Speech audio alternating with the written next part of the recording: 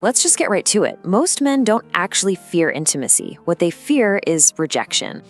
They fear that one specific moment, you know the one, where they make a move and the entire vibe just crashes.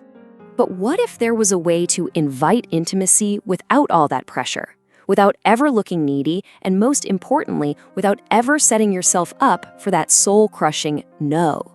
Well, there is. And it's not some kind of trick. It's a shift in how you see the entire interaction. It's all about tapping into the psychology of connection so that moving forward feels, well, not just natural, but almost inevitable.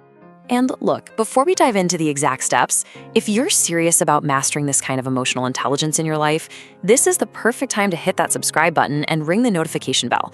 You really won't want to miss what we cover on this channel. Okay, so here's the game plan for today. First, we'll talk about the real fear. Then we'll get into the 3 emotional switches that have to be flipped on. After that, we'll explore the power of an invitation. Then we'll cover how you can shape the energy. And finally, how to guide that final moment, completely pressure-free. So first up, the real fear.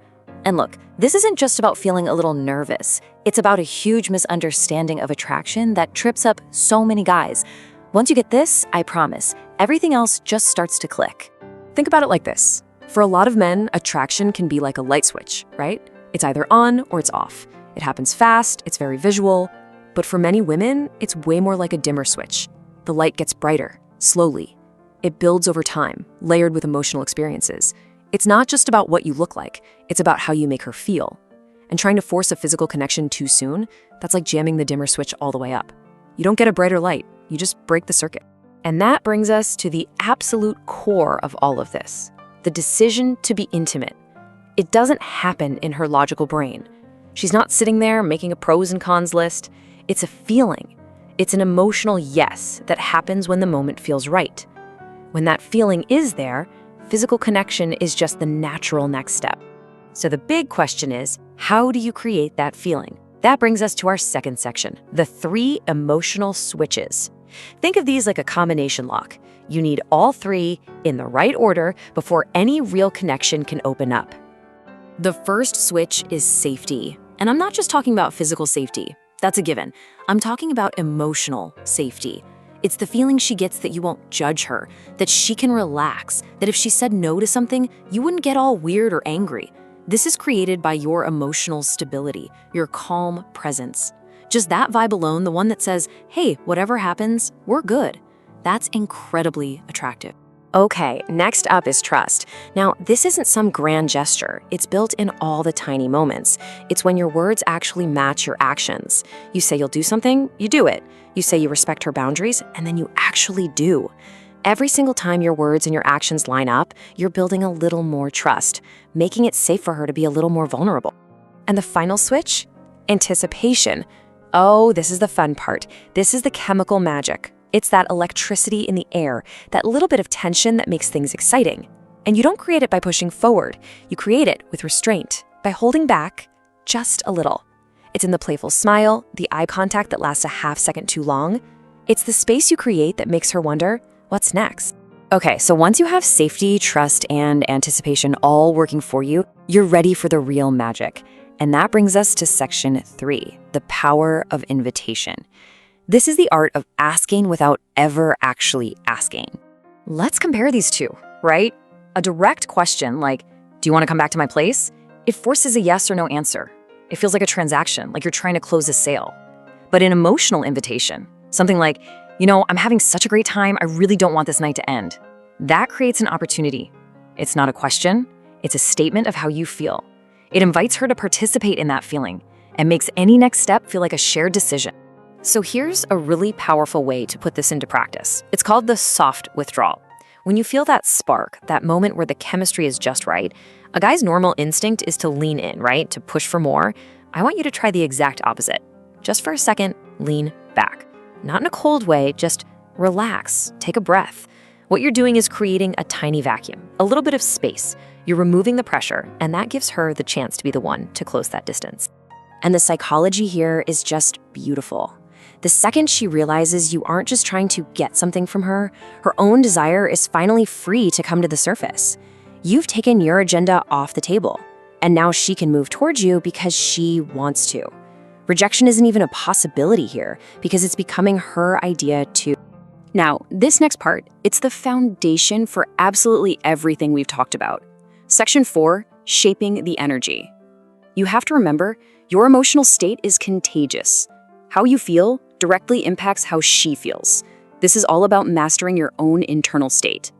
In these critical moments, your primary job is simple, even if it's not always easy. And that job is to hold a calm, grounded presence. This isn't about being cold or aloof. It's about being the steady rock in the interaction. When you are calm, when you're unhurried, when you're not desperate for one specific outcome, you create an environment where she can finally relax and feel safe. I mean, just think about the difference. Anxious energy feels needy, doesn't it? It's always looking for approval. It creates this awkward tension that pushes her away. But calm energy is grounded. It's present. It communicates safety without saying a word. It allows the moment to just unfold. And that is the energy that allows her to soften and connect with her own feelings. All right, let's bring this all together. In our final section, we're going to talk about guiding the final moment. You've built the connection, you've shaped the energy, so now what? How do you actually escalate without fumbling right at the finish line? So we come all the way back to that central question. How do you actually do it? How do you ask without asking and move things forward when the moment feels right? Well, the secret is a small but really profound shift in your language. You have to stop asking for a yes. A yes or no question is a demand. It puts her on the spot. Instead, I want you to start asking about a feeling. See, when you ask about her feelings, the focus instantly shifts from your needs to her experience. You're not demanding a decision, you're showing you care about her emotional state. And that's the safest question in the world for her to answer.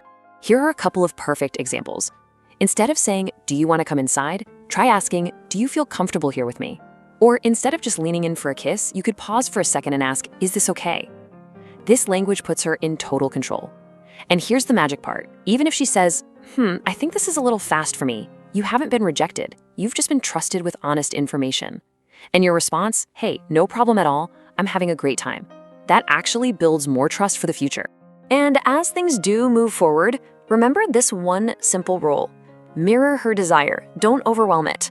If she lightly touches your arm, you can gently touch her hand back. If she leans in an inch, you meet her there. You're matching her energy, not overpowering it. It creates this powerful, subconscious feeling that you two are in sync. It's like a dance, not a wrestling match. And all of this builds to the ultimate goal, the final reframe. You want to make intimacy feel like it was the moment's idea, not just your idea. You do this by simply verbalizing the shared experience.